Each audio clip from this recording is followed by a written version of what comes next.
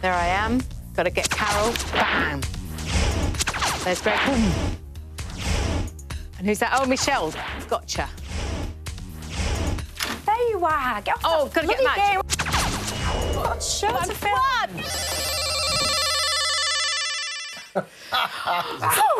Wow. I know it doesn't look like it, but that's the first video game I've ever played. I used to shout at my kids to get off the PlayStation. My 22-year-old son has just emerged from a video gaming stage that I used to sneer at. Get a life, I'd say to him, shuddering as he racked up his kills. Look, I still have no idea how these games work.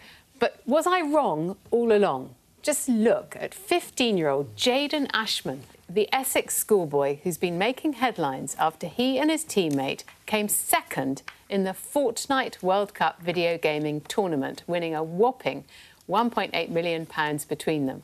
The winner of the same tournament took home £2.4 million. So, as the apparently well-adjusted winners of the Fortnite World Cup celebrate their big wins, is it time for us, disapproving Luddites, to accept that gaming is actually a career choice, as valid as any other?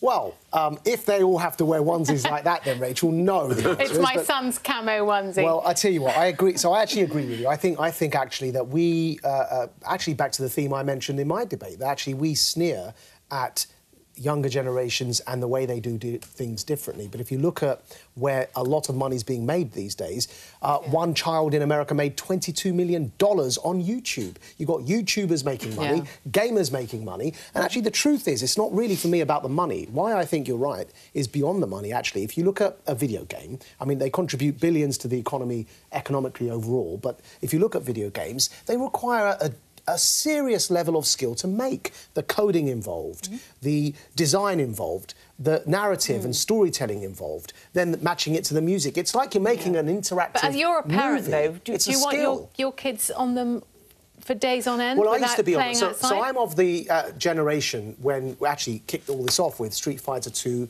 Sega Mega Drives, and I used to sit in front Don't know what you're talking about. I used to sit in front of the Sega Mega Drive and play this so Street Fighter 2, right? 1990s. I mean, honestly. And it was lots of fun, but also, by the way, it really developed Did you set limits on yourself or your kids? Well, no one put any limits on me when I was a kid. For anything, I grew up very differently. But actually, what it did, so I think it. So my brother is as a result of an interest in IT, went on to become a software security engineer. I think it can inspire careers. And now, if back then you'd said to us that the richest companies in the world would all be tech companies, we never would have believed you because we thought it was a game. This is a generational thing. What do you think, It's not a generational thing at all. There's nothing to do with generation. I mean, I came in ready to support this, but let's not get too dazzled by the money.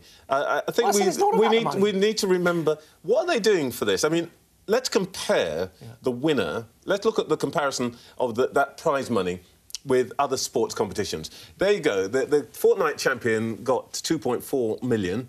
Novak Djokovic got 2.35 million for winning Wimbledon. I mean, you know, these are comparison of the top championships, Fortnite and Wimbledon. Now, do you really think that Novak Djokovic is worth less than the 15-year-old or 16-year-old or whatever he was who won Fortnite? Of course not.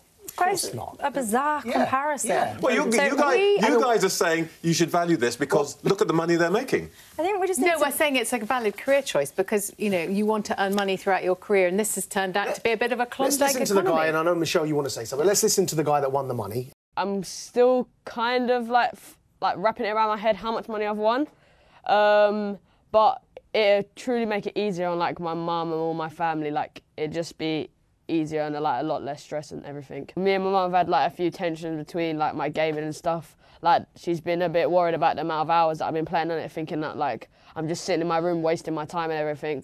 But I've kind of like this has kind of proved to her that I can actually make a living out of my gaming. No one's saying he's worked harder than a Wimbledon champ. The question is it a legitimate career choice? Michelle? Yeah, well, you can't compare Wimbledon and gaming, and we are in, essentially, the fourth industrial revolution when it comes to careers and jobs and opportunity.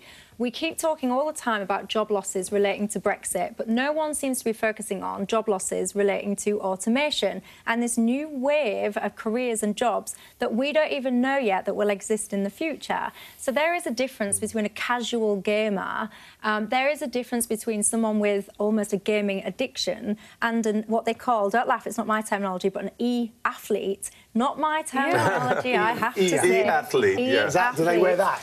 I don't know. Email each other. But we would be wrong to dismiss and discard electronics and all of the associated things that people do as valid career opportunities, whether that's gaming or developing or what. Rachel, they're enormous industries now, so of course they're also fun and they're also...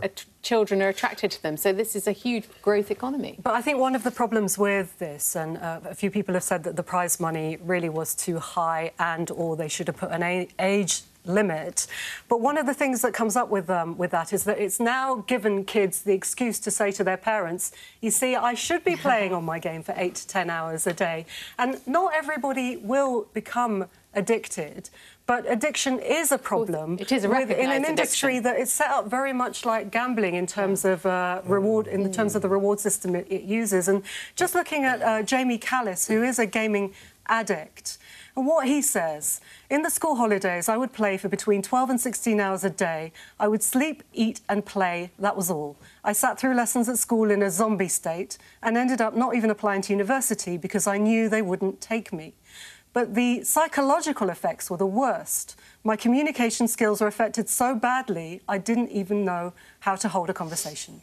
There's also the stress, because when you're addicted to video games, you can get extremely agitated and angry when you lose. Yes. My suspicion is that kind of person would probably be addicted to something or the other. And if it wasn't games, it would be alcohol. If it wasn't alcohol, it would be something else.